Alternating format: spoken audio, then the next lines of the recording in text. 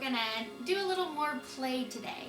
So as always, I encourage you to try things and see how they feel in your body. And it's up to you to adjust to what your body needs for each day, for each stretch, for each moment. If you feel any pain, then it's time to back off.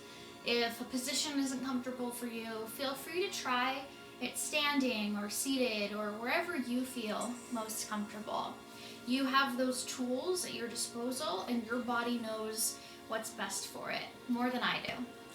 So all that said, we're gonna start out just in a seat, any type of comfortable seat for you, whether that's legs crossed, whether that's having a seat on your heels with the toes curled under, anywhere that you can create alignment that feels good in your body, where you're lifting up out of your spine and out of your hips and not into what's my normal in these days of social distancing where, we're hunched over, head forward. So anything that feels strong and tall. And with bringing in the practice of play, we have preconceived ideas of where our bodies are going to land. And I want you to try to just throw that out the window, to not think of what you can do or what you can't do, but to just try something. So with that in mind, I want you to think of pushing your hips down to the ground and lifting up and getting a half an inch or a full inch taller. And then when you think you can't get any taller, you're going to take a big breath in and then exhale out and lift up even a little more. And then slowly release. Great. We're going to come onto all fours. And again, if this isn't comfortable for your knees, you can do it standing with hands on the wall. And you could also try putting a pillow or a blanket or folding your yoga mat up a couple times to give your knees a little extra padding. You want to make sure that the fingers are spread wide, like starfish, and we're pressing down into each fingertip to help take stress off of the wrist. We're going to start with some hip circles. Bringing knee to chest, out to the side, rotating heat up, and then coming back. And then we'll reverse that. Pushing the heel to the ceiling, turning the inside of the leg so that it's reaching towards the floor, pulling the knee to the chest, and then back to start. I'll walk you through that a couple more times and then just continue it on your breath. Know that your range of motion might look a little different than mine, and that's totally okay. Knee to chest, inner thigh towards the floor, heel to the ceiling, knee to chest. Now reverse, heel to the ceiling, inner thigh to the floor, knee to chest, leg comes back to rest. So we'll do a few more of those, just exploring what the hip joint feels like. You might feel popping, you might feel some snapping, you might notice some clicking, and that's all normal in our hip joints, especially as we're using this movement to help warm up the tissue that, the fluid that is in a sac that allows the top of your leg bone to move a little bit more easily. And remember to just move through on your breath.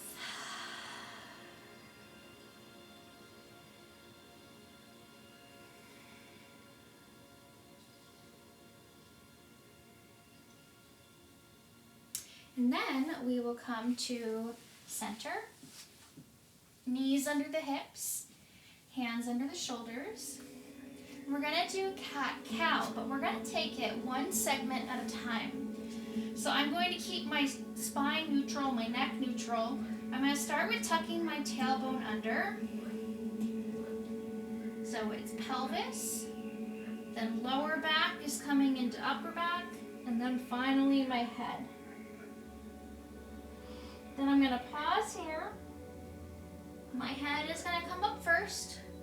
My shoulders are going to pull back to my thoracic spine. My mid-back, my low back's going to arch, and then my pelvis.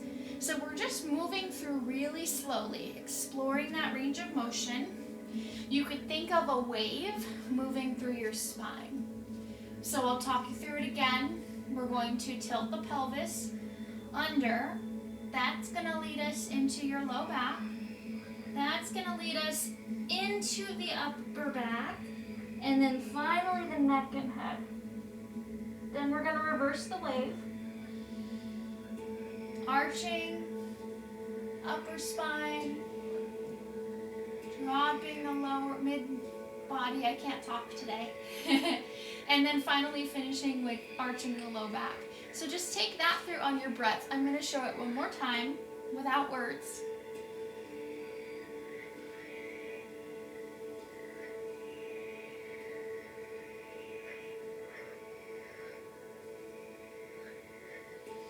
I'm moving really slowly. And one thing that helps me is to picture my spine in my mind. So as I'm moving through, I'm picturing which vertebrae need to move. If you're a visual person, that may help you quite a bit. And if you don't think you're a visual person, try it anyway and see if that helps your brain to make more connections with the motor neurons that move your body. It can't hurt, right? Go ahead and take a couple more on your own breath through that. And then we'll meet again at the center.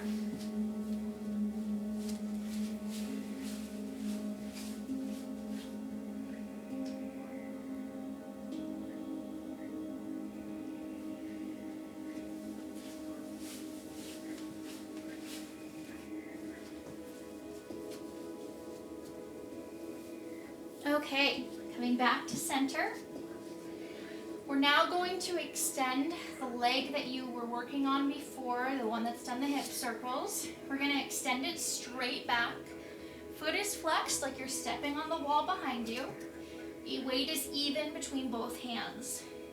If this is too much, you can always bring the foot down to the floor, but keep all of the strength, all of the energy moving through that right leg. And then bringing it back, trying to keep the hips stable. And we'll do a few of those. And I want you to think of moving from just underneath your belly button.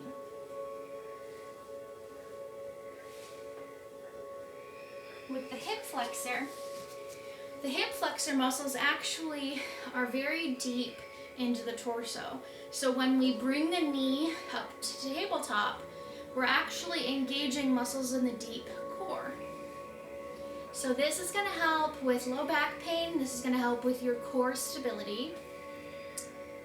And it may even help with evening out some of those clicks and things that you might have noticed when we were doing the hip controlled articular rotations.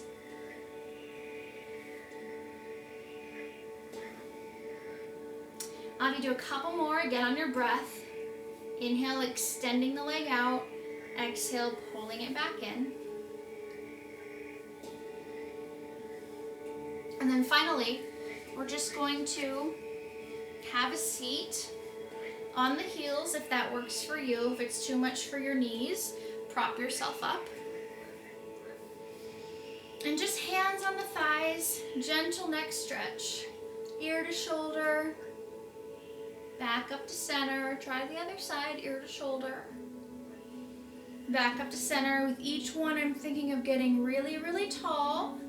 I'm thinking if I were a puppet and I've got the puppet master pulling through the top of my head with the string, that string is staying really long as I bring my head over to the side. The puppet master isn't dropping it and my head gets to drop. I'm thinking of length, length, length, and that gentle little side bend. If that feels really good and you want to take it through the rest of your spine, send one arm down, other arm is going to reach up. So we have those two opposing forces and over to the side. Beautiful. One arm pushes down, other arm pulls up and over to the side. You can do a couple of those.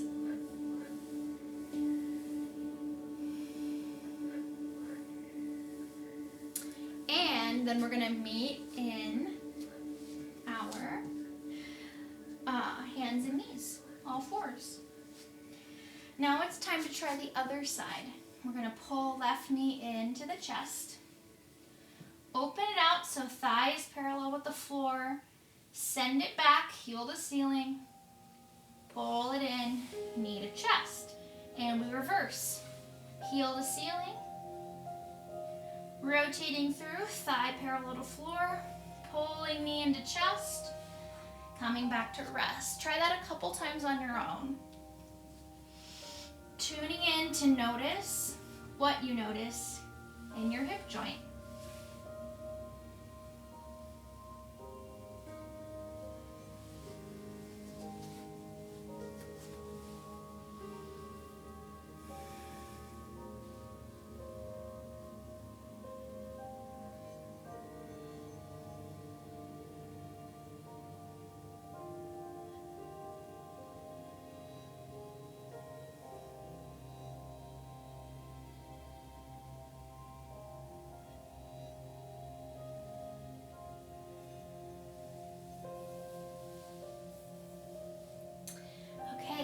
Then we're going to come back to all fours and go through our segmented cat-cow.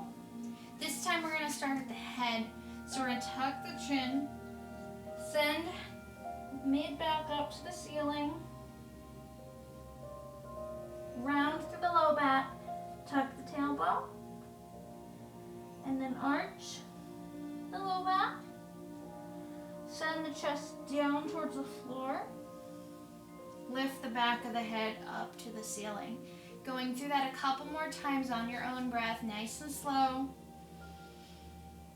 Perhaps visualizing your spine.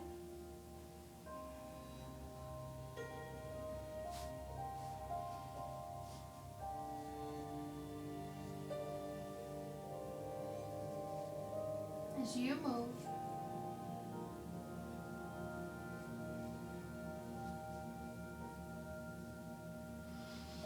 noticing the parts of the body where you might feel a little bit stuck,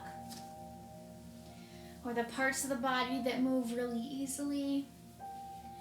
Notice the parts of the body where you want to spend a little more time, and give yourself the permission to do that.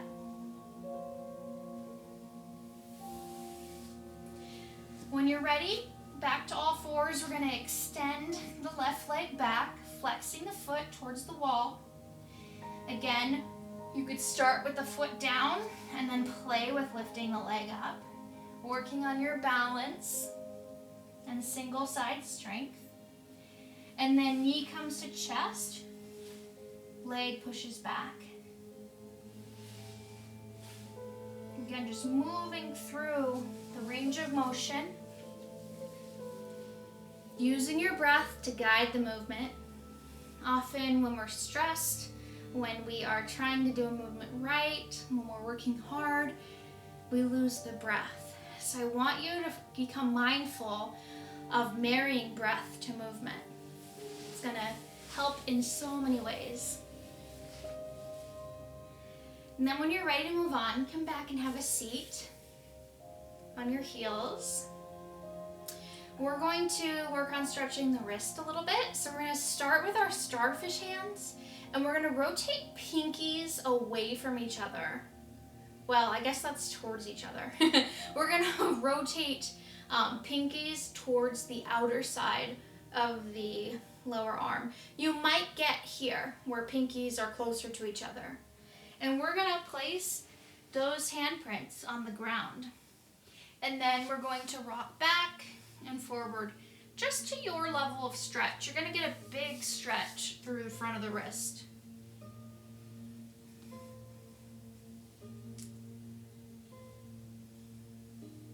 You may notice you feel one side more than the other.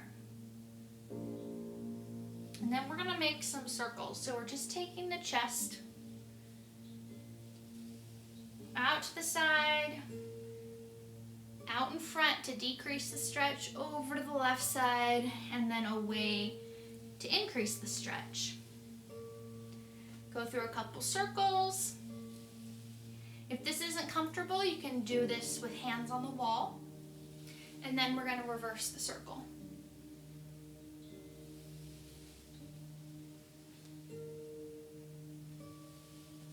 Next, we're going to point the fingers away from the middle of the body. So like this, side to side. Just gently moving. And then circle.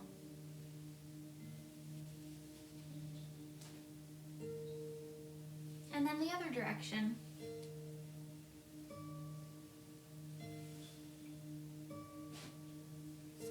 And then releasing back to the heels, taking whatever movement your wrists need here. And noticing what shift you feel in your body today. Today was more of an active practice. So we worked on joint mobility. We worked on core stability. These are really important tenets, and while they might feel really easy, the more mindful we are as we move, the more connected your brain becomes to your body. So I hope you enjoyed today, and I'll see you tomorrow.